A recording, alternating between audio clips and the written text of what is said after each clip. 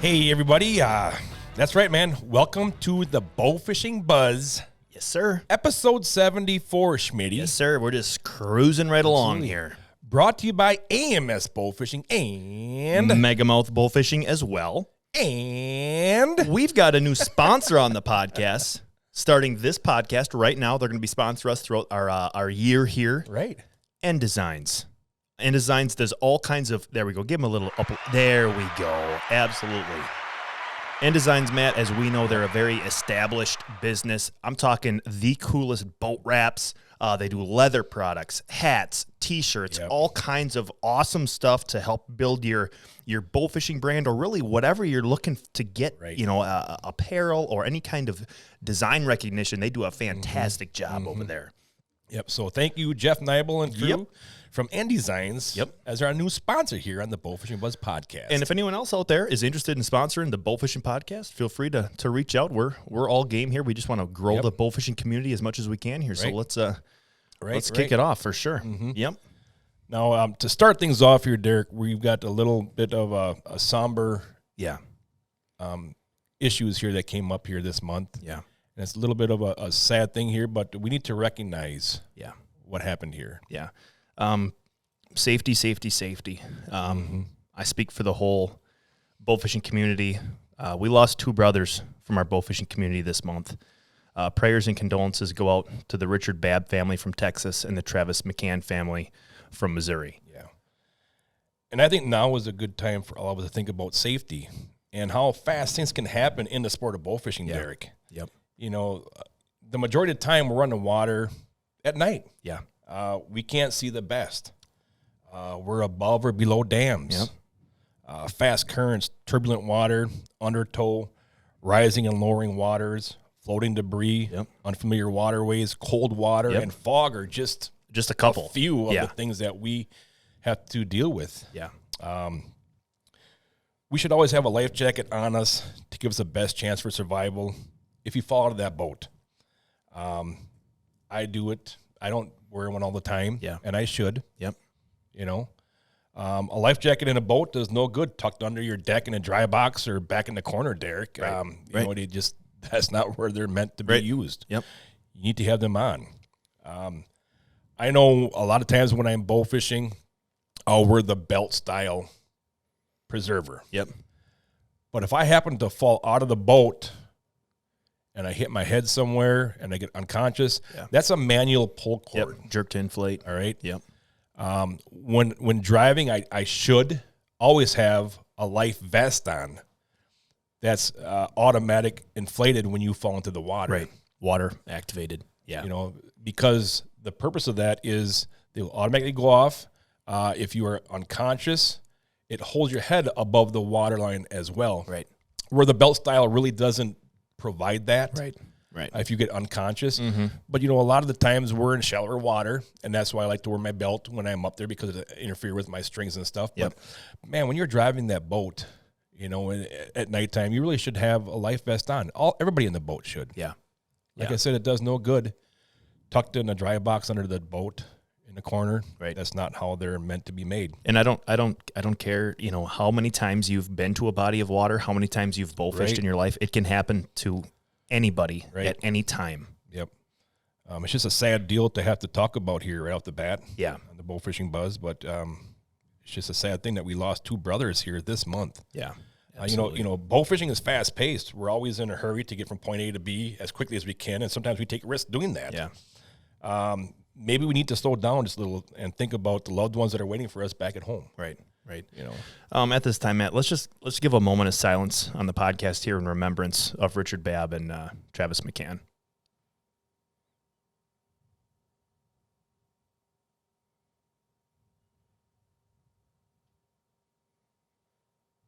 And God bless them. That's right. God bless them. That's right.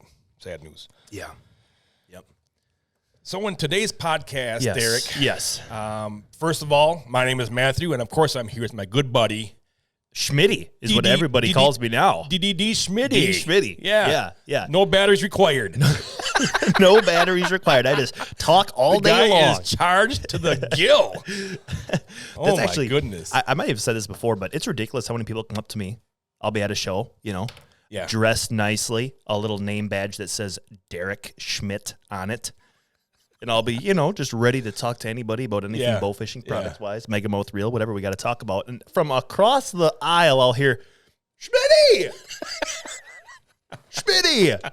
I'm like, oh, are they talking to what? And that's what I go by now. That's what everybody calls me, is Schmitty from the podcast. Absolutely. That's cool. They recognize the voice. Yeah. I had a guy at the ATA show. He goes, boy, oh boy, you sure do have a face for radio. I'm like, what? But he's like, I love the podcast, man. I was conflicted. He calls me ugly, but then loves the podcast. I was just caught in between. I don't know if I should say thank you or what the deal was, but yeah, all in good fun. And sorry we're a little late here on a podcast because at the first of the week of this month, I was at a trade show. Yes. You just got back last week from another trade show, so Yeah. we had conflicting schedules. Derek and I did here, but we're finally back and back here with the Bowfishing Buzz. Yep.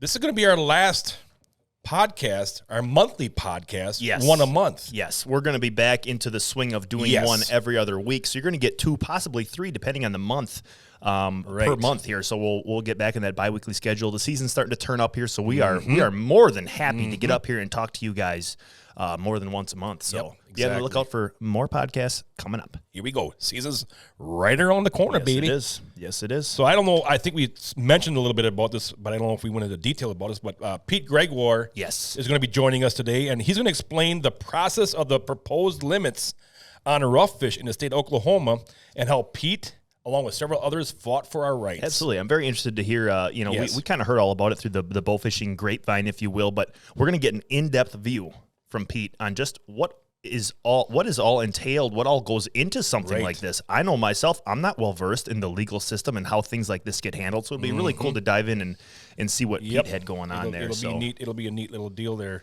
And like I said, season is right around the corner, Schmitty. Yeah, absolutely. Right now, we do not have any current BAA records to talk about. Yeah. But there's other things happening here. We've got registrations turning up for tournaments already. Yes, we do. I believe that the Bass Pro US Open just opened up registration yesterday. The Bass Pro Shops is going to be down in Gonzales, Louisiana this year. Gonzales. Yep. April 27th to the 28th. Registration is $300 per team. So if you want to get rolling and rocking, you better have, be getting ready to sign up for these tournaments. Get registered for sure. For sure. Yep. And we also have, Matt, we've got a tournament up here. We got the AMS Big 20. We've been, a lot of people don't realize it. Everyone who's ever run a tournament knows this, but there is a lot of behind the scenes that goes on. It's not just that we don't just pick a date and go, oh, all right, we'll show up then. It is months worth of preparation here. Right. So we're getting ready here. The dates for that Big 20 this year are May 18th and 19th. And I tell you what, we are going to see some big fish weights. Tankers are going to roll in for weigh-ins on Sunday. Yep. So that's going to be cool. Matt, when do they have to pre-register by for the Big 20? Yeah, pre-registration opens up February 26th. Yes, it does. At noon. Central Standard Time, noon CST. February 26th at noon. Yep. Go to the AMS Bowfishing website, and there will be links on there where you need to go to sign up. Yep. Registration is $300 this year, and that's going to enter your team into the Big Fish pot right away. And if you register by April 22nd, your team will get free tournament shirts as well. For sure. Absolutely. Rep the Big 20. And I tell you what, Matt, we have got a nice little addition onto the tournament this year that I am very excited about. You were running around doing some stuff over in Marshfield close to us here, so you ran into some people that are going to be attending the Big 20 this year. Why don't you tell us a little bit about what we're going to all have there? I went to a grocery store, and then I also went to the local Fleet Farm here, and both on that same day, there was food vendors at those in little food trucks.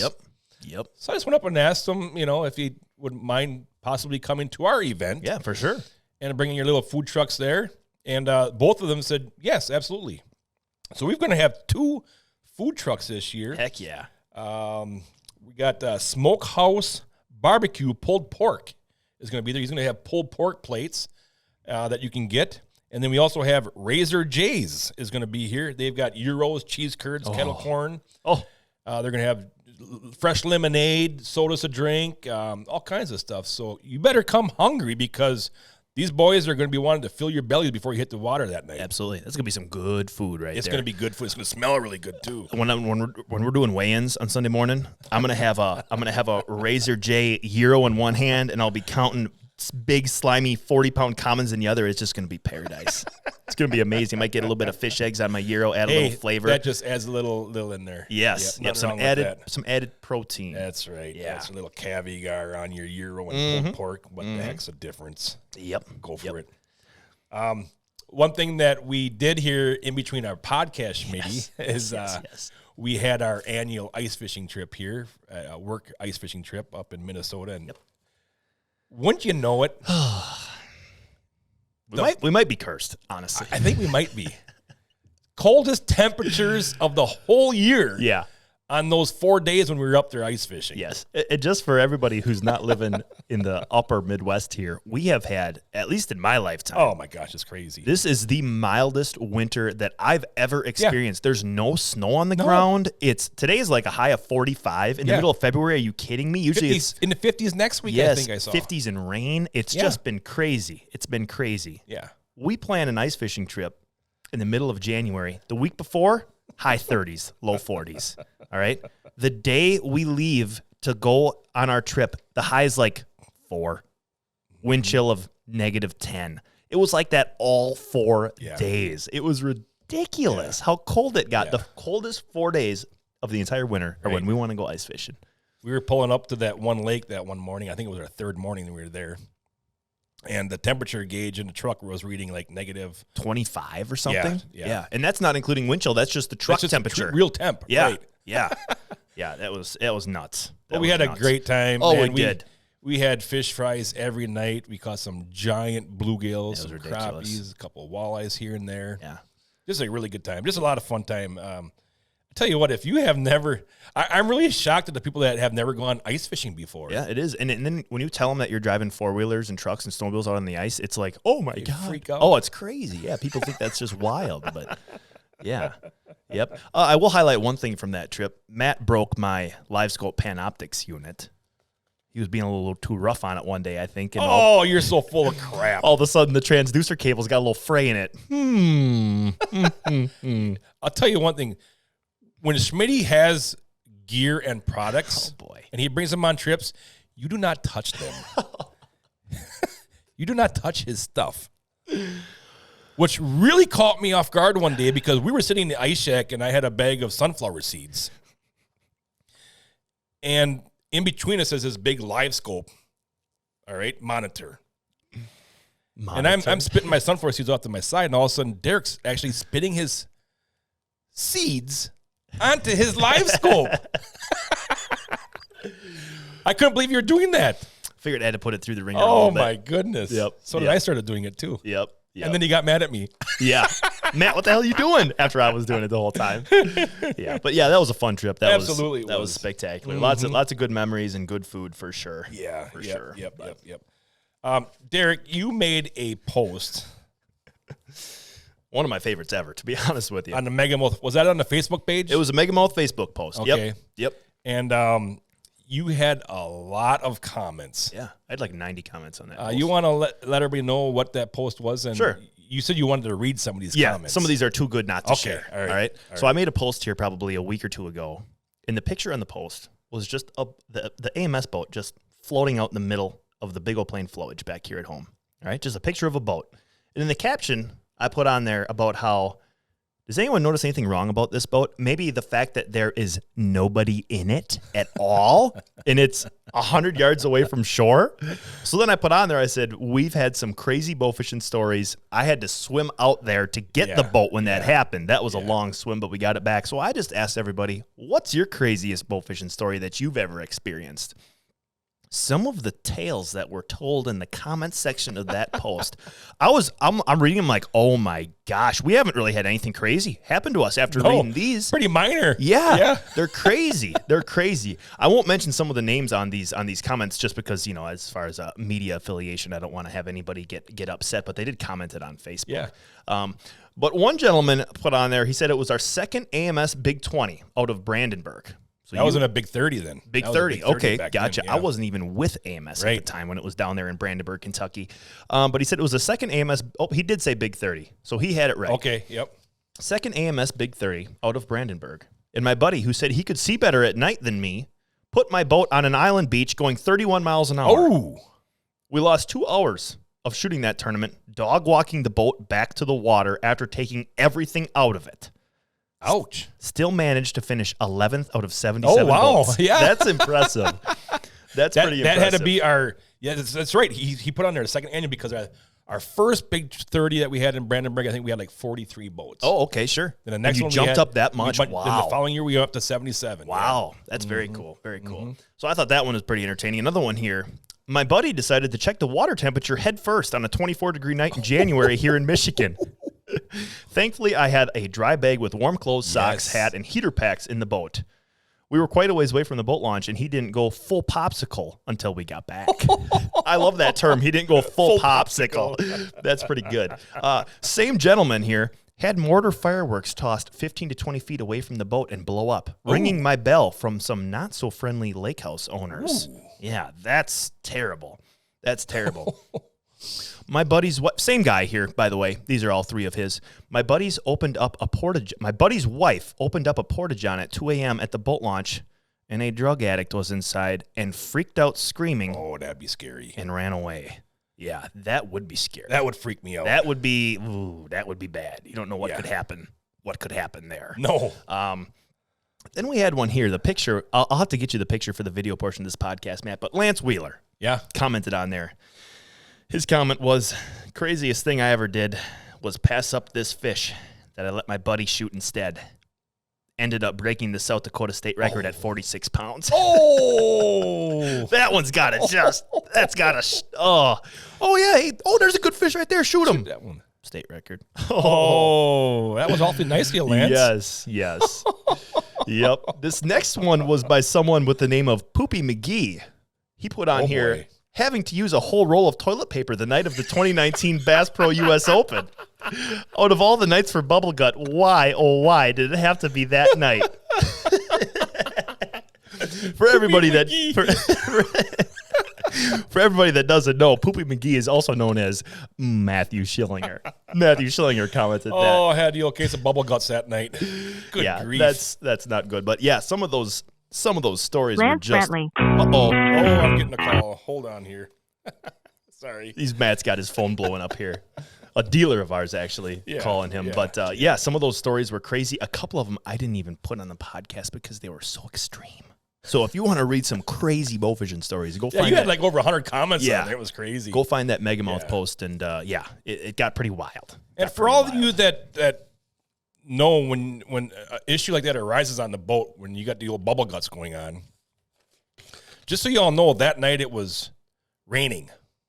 Okay. So I had my rain gear on, bib overhauls, my rain jacket over top of that. Oh, no. You want to see how fast you can get unzipped out of those Oh. things in a hurry. You had too many layers on. It was Oh, almost my disaster. goodness. Yeah. I was doing the old TP shuffle heading to the back of the boat. I bet. Yeah. Good grief. Yeah. That's a scary situation right yeah. there for sure. One thing that on the video podcast you were able to see, we got a whole bunch of awesome Yes. Yeti tumblers up here, Schmitty. Yep. And the Megamouth and the AMS side of Absolutely. things. Yeah. Look at that. How beautiful. Yep. It's a high upload. It's a high detail resolution upload of our logos, AMS and Megamouth. Yes. The Megamouth ones are they're black and the cutout is in that stainless color. The AMS ones are a very sharp stainless color with a black logo. Nice. We've got 20-ounce ramblers, 30-ounce ramblers, and then we've got a travel mug and a bottle with a chug cap on it. We've got all different kinds of varieties. gracious. Yeah. What a perfect gift for somebody for a birthday gift. Yep. Or just to look awesome Yep. in your bowfishing boat, sipping your tasty beverage of choice. Oh, absolutely. Absolutely. Yum, yum. And something I will say here is, Matt, we got these in. They're not like a Retriever Pro where we're building them. You know, we're getting these from Yeti, so they're going to run out quick. Yes. So if you guys Right. are looking to buy one here, get it before the season. It would be a fantastic idea to make sure you get on there and get one while we still have them. So Just so everybody knows, we're fully stocked up right now, but we will not be for That's long. right. We That's will right. not be That's for right. long. So We're going to have to be taking some of these along with us on our trip here next month, Schmitty. yes, we will. We're Absolutely. excited about our trip. Yep. Oh, I cannot wait. Yep. I can't wait. We're going to go out to Idaho. Oh, my gosh. And we're going to be in pursuit of the beautiful butterfly carp. Oh, I can't wait. Yeah, we're going to have Skullbone Chronicles. Jana Waller is going to be with us. We're going to be going out with Grins and Fins bow fishing out there in Idaho. Just Travis, had them on a podcast. Just had them on our most recent one, I believe. Yeah. Travis and Jenny Oviatt out there. So Jenny Oviatt out there. They know everything there's know about buffalo carp. So we are. I wonder if the boat is named ecstatic. Jenny. I wonder if Travis named his boat Jenny.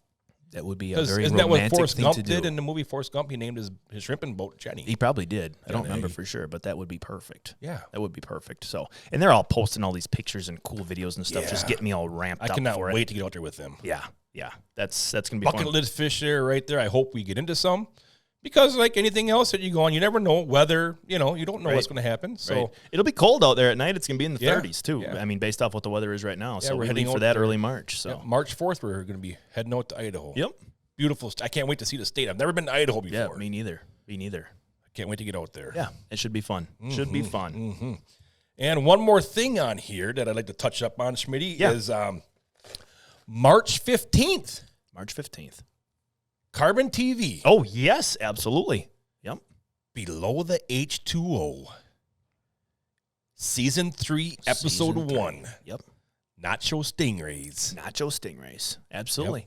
And You got- as Bowfishing's Below the H2O, Season 1 premieres, March 15th on Carbon Season TV. 3 premiere. Season We've been 3, on there for Episode 3 1. years now. Yep, 3 years now. Yep.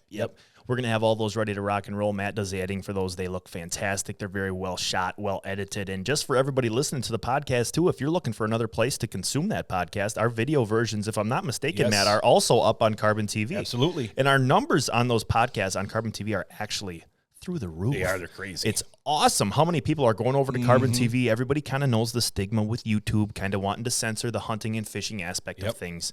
And Carbon TV has been a fantastic outlet for people who are looking to consume that hunting and fishing. And it's all that. It's not. That's all that's on Carbon TV is hunting and fishing and outdoor stuff. So, And it's you really know cool. what? You know what, Schmitty? What's that? Carbon TV is free. It is. Yes, it is. It's free. Sign up, make an account, give us a rating. You can go on there and give different shows different ratings and whatnot. You can That helps download the us. app on your phone. Absolutely. You can put it on your smart TV. Even you can download Carbon TV. Roku, Fire Stick. Download the Carbon TV app. Yeah, absolutely. Watch bowfishing, watch hunting, watch our podcast. It's a great little deal. Absolutely is. Absolutely is. And actually, the president, the CEO of Carbon TV, is going to be in our first episode. Yes, she is. Nacho Stingrays. Yep. Old Jules McQueen. Jules McQueen. Yep. Had a great time out there shooting some stingrays. She's never she's bowfished before, but she's never bowfished for stingrays. Sure. And she got some nice southerns. That's awesome. And this is a cool deal. So March 15th, mark it down on your calendar. Below the H2O. Yep. Absolutely. Make sure to watch. So, Schmitty, after this break, I think we will give Pete Gregoire a call Okay. Sounds like a plan. and talk about that Oklahoma battle that they went to fight for us Absolutely. Let's do it. for. All right. Are you looking to elevate your bowfishing brand with stunning design solutions? Look no further than N Designs. Their team of talented designers is dedicated to bringing your vision to life. Whether it's t-shirts, hats, leather products, eye-catching logos, to captivating boat wraps, they have you covered. Plus, with their commitment to excellence and attention to detail, you can trust that your project is in good hands. Don't settle for ordinary. Choose N Designs for extraordinary results. Visit their website today and let's bring your ideas to life. N Designs, where creativity meets excellence. And welcome back to the Bowfishing Buzz. All right, Schmitty, what do you say? I think it's time to give Mr. Gregoire a phone call Let's here. call up Pete, buddy. Absolutely. See what Pete's up to today. Yeah. Hey, Matt. How's it going? Good, Pete. How are you doing? And once again, man, thank you for joining us here on the Bowfishing Buzz. Absolutely. Hey, Schmitty. How's it going? Hey, Pete, how are you? I love it. Everybody calls him Schmitty now. I know. That's my whole name now. I love it. I love it. Well, what is it, Pete? Now you've got a little over a week and a half of your presidency for the BAA. Is that correct? Yeah, that's it. I'm just putting some finishing touches on, the accomplishments that we had for the past year, Nice. and I'll be, kicking the meeting off and explaining, what we were able to accomplish, and then I'll be turning the reins over to Christina Hayden, Very nice. who Well, was our secretary treasurer. yes. Yeah. Now, are you going to be taking up another position, Pete, or are you going to be totally stepping away from the BAA for a little bit, or what are your plans? My plan was to step down and step away for a little bit, just to give myself a little bit of a break. Sure. I am still responsible for all of the adult records. Okay. And, Okay, gotcha. one of the challenges that we're having is finding a replacement, somebody that I'm comfortable with, because there's quite a bit of computer work involved, and I want somebody that's going to take it seriously. Right. Right. So we'll see. I might stick with that for a little bit and help out with some of the website maintenance. Yet to be determined. We got to find the right replacement. Sure. Cool. Well, I myself, on behalf of a lot of the bowfishing community, want to thank you for, the BA presidency job that you've done for the last couple of years. Absolutely. Being involved with the Bowfishing Association of America, being involved with the records, and all the work that you do, Pete, is not untouched by a lot of us that know bowfishing and what you all do. So we thank you, Pete, for everything that you do for us out here. Well, thank you for the recognition and the appreciation. Yeah. There are quite a few times that go by where we don't necessarily feel very appreciated I bet. for the work that we do, especially when people complain about, what's the BAA doing for me, or how come they didn't do this or do that. But there's a lot that goes on behind the scenes, a lot that I'm very proud of, and I'm glad that you guys see that. Yes, absolutely. Absolutely. Yeah. Because you're not getting paid to do that, are you, Pete?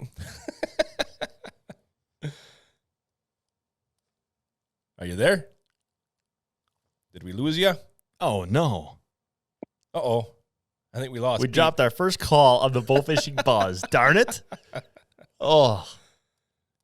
I want to see if I can get him That back. was interesting. I'm back, guys. Oh, there go. he is, out of nowhere. Well, there he is. I don't know if you heard me there at the end, Pete, but I said, because you're not getting paid and none of the other officers are getting paid to be on the board of officials for the BA. So, like I said, you're not getting paid. You're doing this out of your own time and your own love for the sport. So we thank you, man. Yeah. Thank you. Yes, everybody has been contributing in their own way, and I appreciate the board that we have currently, and I'm looking forward to what the new board is going to contribute as we move forward into the future. Cool, very cool. Yeah. Well, let's get started on the topic that we wanted to discuss with you, Pete, because the Bowfishing Association of America has been very busy here for our rights in bowfishing.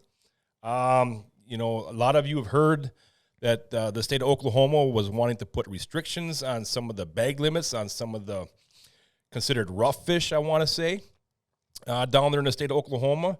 And the BAA really went to battle for everybody. Showed up big time for the whole community. And a lot of individuals as well went to these meetings. So, Pete, I want to know, when did you first hear about the new proposals that the state of Oklahoma wanted to implement in regarding to setting limits on certain rough fish? When did you first start hearing about the rumors and some of this stuff?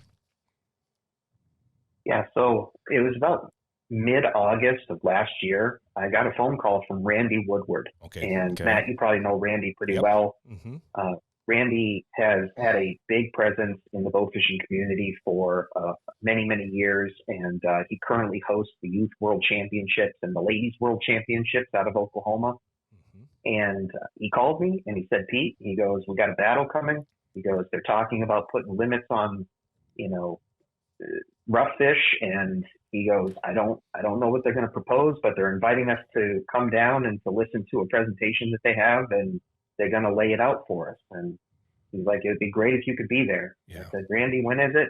Just let me know. I'll be there. And that's how it kicked off. Okay. Sure. All Sure. right. So let me ask you this, Pete, just for some of our listeners who maybe aren't quite familiar, what exactly were those new proposals, and what exactly did they want to do with this movement?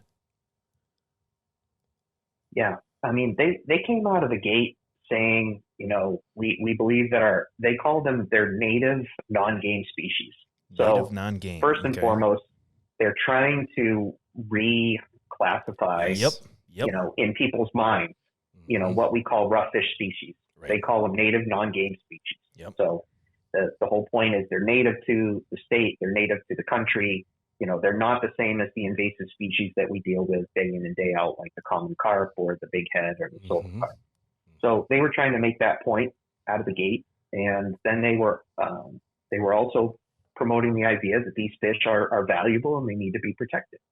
Right. And you know, we were all ears. You know, we wanted to hear what kind of scientific proof that they had associated with that, and we sat down and we started talking about it. But it was pretty clear from the beginning that their interpretation of the value of these fish was not based on anything scientific, and that they were kind of fishing for us to agree that they could set some sort of a limit on these native non-game fish. Sure. And after the first meeting and after they put the proposals out, they came out with, we're going to put a 10 fish in the aggregate limit on native non-game species. Right. So if you think about that, that incorporates all of your gar species, all of your buffalo species, all of your sucker species, and just 10 fish, where it had been unlimited take before. So you think about what kind of an impact that would have on the bow fishers in the state of Oklahoma, and it was pretty clear that it was going to have a very significant impact. Yeah. So just let me ask you this, Pete, not to cut you off here, but how huge of a discrepancy? I mean, they go from unlimited down to 10, not unlimited to 30 or 20. They dropped it all the way down to 10. To me, that's a huge jump there. And as far as the value that they claim that these fish, you know, provided, what exactly were their examples? What type of value did they claim that these non-native game or native non-game fish, what did they say that their value was to the ecosystem? So it was really interesting the way that they promoted this, not just at the meetings that we attended, but also in public. That, you know, they were claiming that gar had been, you know, around for millions of years, and that's true. And then they also were making claims that these native fish species are very long-lived, and that, you know, impacting their populations could have a really detrimental impact on them. And what was clear is that the biologist that was promoting a lot of these proposals was focused on things that were coming out of other states, like small studies that had been done on lakes in Minnesota that were focused on species that don't even exist, or they may exist, but not in great numbers in the state of Oklahoma. The idea that, you know, a bigmouth buffalo could live to be 90 years old in the state of Minnesota is completely different than a smallmouth buffalo that grows up in incredibly fertile waters that are much warmer in the state of Oklahoma. Apples but they were trying to make those comparisons. Sure. Right. They were trying to make those comparisons. Wow. Yeah. Wow. That's really interesting. Crazy. So now you've gone to a meeting to figure out what was all being proposed. So now, as far as the BAA and the volunteers, what's the next procedure now before going, you know, moving on with more of the meetings? Because I'm sure you had multiple meetings. Is that correct, Pete? So the first thing that happened was that initial like meet and greet. Let's get to know the local bow fishers. Let's talk about these proposals. Let's see what you think. One thing I wanted to add is that there were two other proposals that were pretty significant to bow fishing. Sure. One was, because you put a limit on these native non-game species, now you have to keep your entire catch, where Oklahoma had always been a split and sink state. Oh, wow. And that is, and to add to that, not only was Oklahoma a split and sink state, but it also gave you the option to release your fish alive. Oh, really? So wow. If you shot a fish and you were not planning to keep it, you could release it back into the water. And if you think about it, if I'm, as a bow fisherman, if I shoot a fish and I put it in my bucket, if it stays in that bucket for any length of time, the chances of it dying are going to go up. It probably will die. It definitely will die if you keep it. But if you take a fish out of the water and you don't hit it in a mortally wounded location, and you release it back in the water, that fish could survive, and that fish could heal, and it could propagate. Sure. Well, Oklahoma had been the most bow fishing friendly state that I was aware of in the lower 48. Right. And they're going to put all of these restrictions in place that would make it one of the most draconian bow fishing states in the United States. So I was vehemently against these initial proposals right from the start. We left the initial meeting on kind of a bad, sour taste, but that meeting was just with like the fisheries biologists for the state. Nothing had been put in from a formal proposal perspective. But the next time that we came down to meet with them was during the public comment period. And that took place a couple months later. And during the public comment period, the state of Oklahoma bow fishing community, as well as the gigging community, as well as the Native Americans that had always utilized suckers for, sustenance and for certain types of events, they all showed out during the public comment period. Wow. And we all spoke our piece. I mean, we took a couple of hours. Everybody had their say. And that was one of the major things that really contributed to us being successful, is because we got to say what we wanted to say. And during that public comment period, I found out that the Oklahoma commissioners spent time reviewing all of the comments. And they said that what we were saying was really critical to their understanding of how important bow fishing was to the state of Oklahoma. Heck yeah. Yep. Cool. And that's so. And then I just want to say how well prepared I believe that you guys were as a group as well. Yeah. And that means a lot. Yep. Going to these type of meetings is that you're well prepared. You know what you're going to say. You know what you need to talk about. You've got numbers, stats. So it sounds like you guys were very well prepared, Pete. We were. We worked ahead of time to make sure that, what we were going to say complemented each other. We all treated this in a very courteous and professional manner. We dressed up. Yes. We presented ourselves well. It was really important. And I'll be honest with you, I had fought a battle similar to this in Texas a few years before related to alligator gar. And you don't know what you're going to get yourself into until you experience it. And the experience that I got out of Texas, I think, helped contribute to what we did with Oklahoma. Sure. That's really interesting. Yeah, that's very cool. So this is the one that I love to hear. What were the results of the new proposals in, Pete? What happened after everything was said and done? So we had one final meeting that was with the actual commissioners group. And we sat there and we directly addressed the commissioners, gave them an opportunity to ask any questions that they had about these proposals, and reinforced our stance on the idea that there was no science involved associated with what these proposals were promoting, that there was a need for additional studies, there was a need for additional attention. And after we appeased all of their questions, they agreed, and they told the biologist team to back off on these proposals until we can get to a point where we have more information available to us about population structures, about the importance, about the value of these native non-game species. And we considered it a win. Absolutely. That we went away from that meeting without any new proposals in place, without any new regulations in place. It was a good feeling to leave that meeting. That deserves a big old...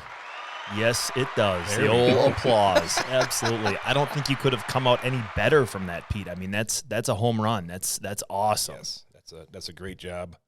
And like I said, hats off to the BAA, and I know that you had a lot of other individuals that went along with you to those meetings. So good job.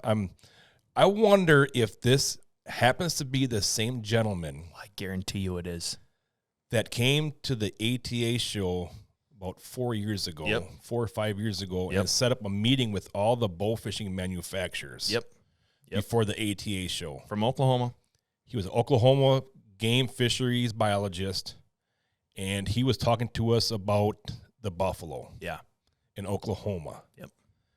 And trying to talk to us about how he was comparing a buffalo to a turkey. Or whitetail fawns. A deer.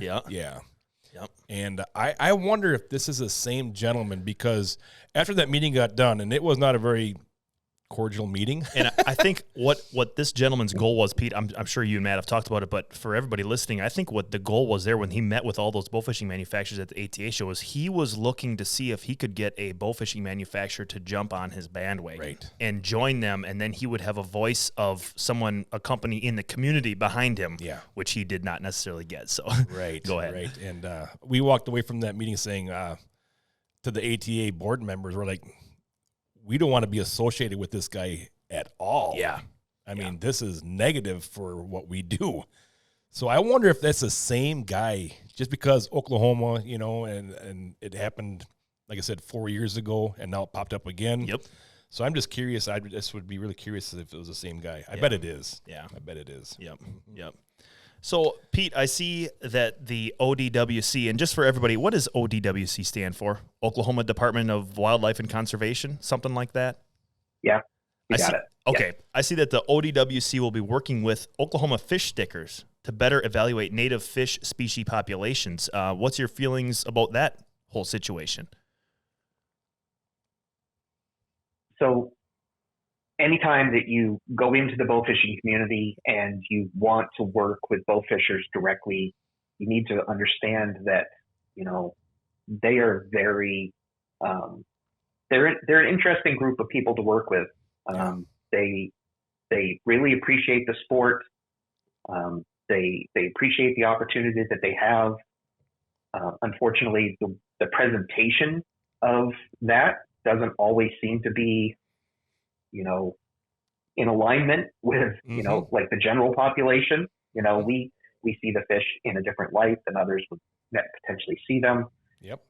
So what I want is I want to make sure that, you know, the biologists go and they have a clear, well thought out plan for scientific research, how to, you know, establish population densities, how to focus on, you know, age structures of these fish, and not just see, you know, bowfishing in a barbaric way, right? Because even though parts of the sport are relatively barbaric, it's not our intention as bowfishers to be barbaric necessarily. It is just the nature of the sport. Right.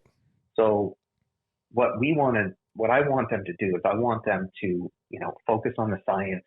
And if they do it right, it should take actually a number of years. And you can't just study one body of water. You got to study multiple bodies of water, and you have to evaluate, you know, what's the take rate associated with certain native species versus non-native species. And, you know, to me, it could go one of two ways.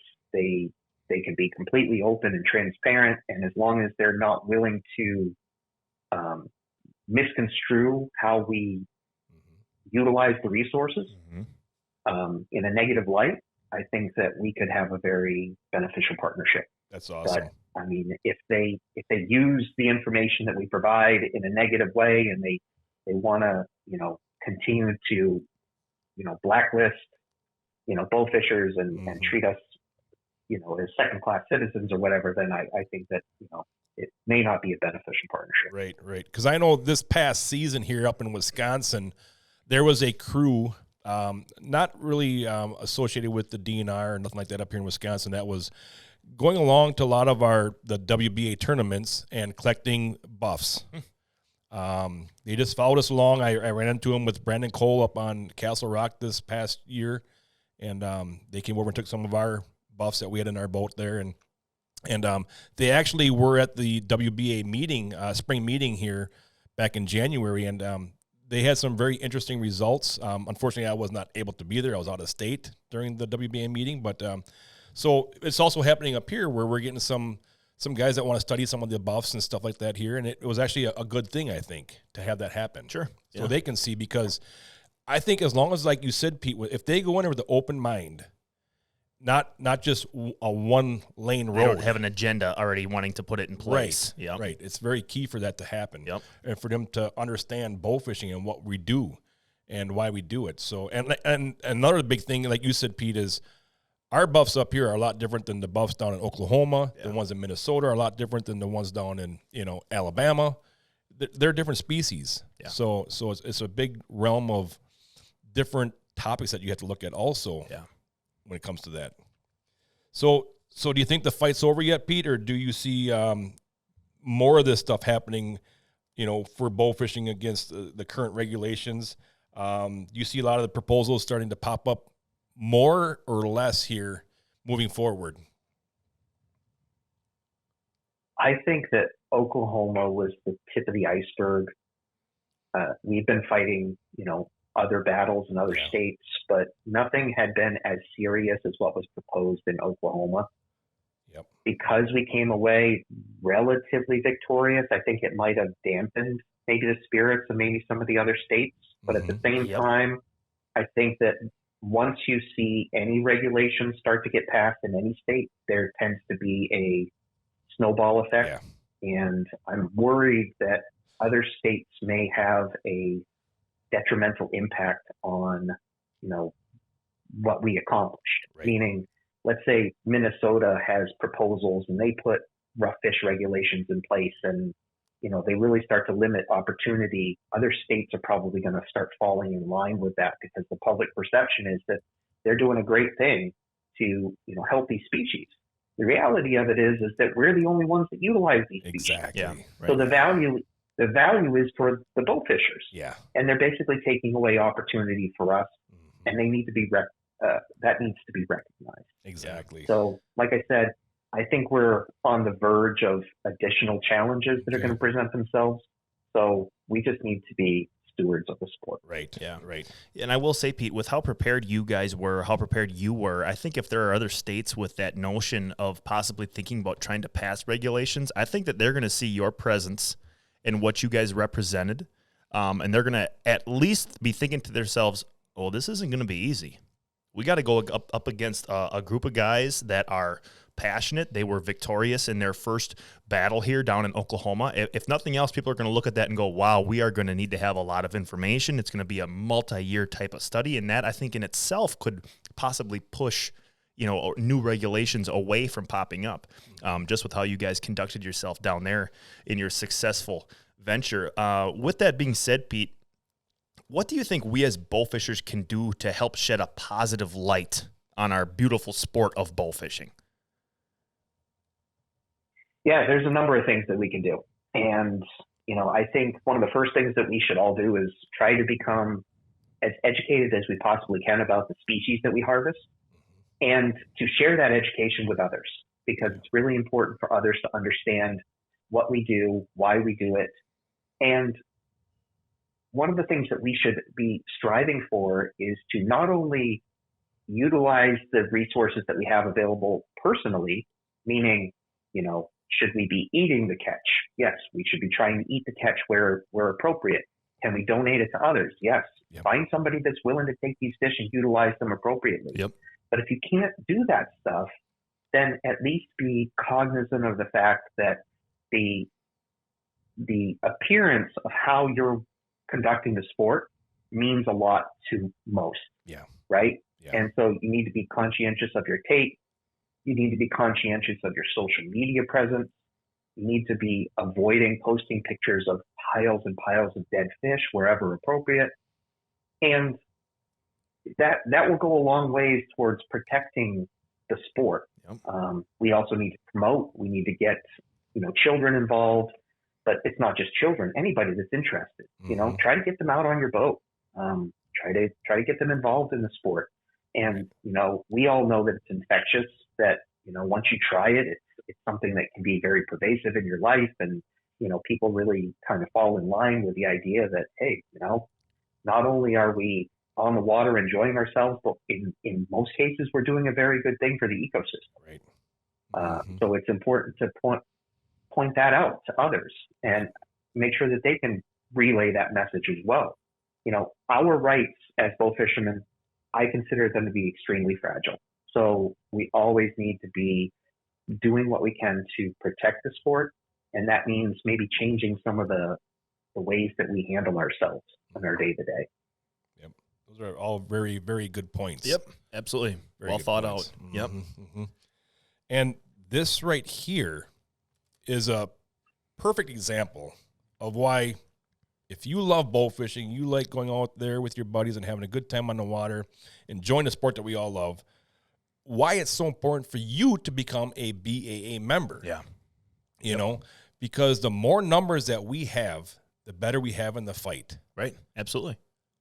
So, Pete, you want to tell everybody how they can become a BAA member? And, of course, maybe your input of why it's important to be a BAA member as well. Yeah. So the BAA currently has over 10,000 members. Nice. We offer a free membership.